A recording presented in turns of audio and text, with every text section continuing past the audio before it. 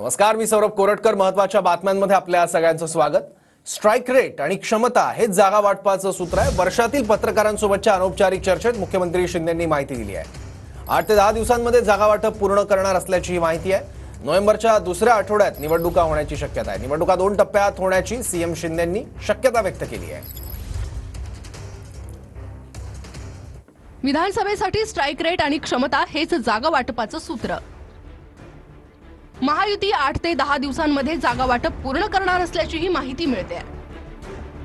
नोव्हेंबरच्या दुसऱ्या आठवड्यात विधानसभा निवडणूक होण्याची शक्यता आहे. तर या निवडणुका 2 टप्प्यात होण्याची मुख्यमंत्री एकनाथ शिंदे यांनी शक्यता व्यक्त केली आहे. विधानसभेला उमेदवार निवडताना सर्वेक्षणाचा आधार घेणार असल्याची माहिती आहे. विधानसभेला तिन्ही पक्षांच्या सर्वेक्षणाचा विचार करून जागा आणि उमेदवारी दिली जाणार.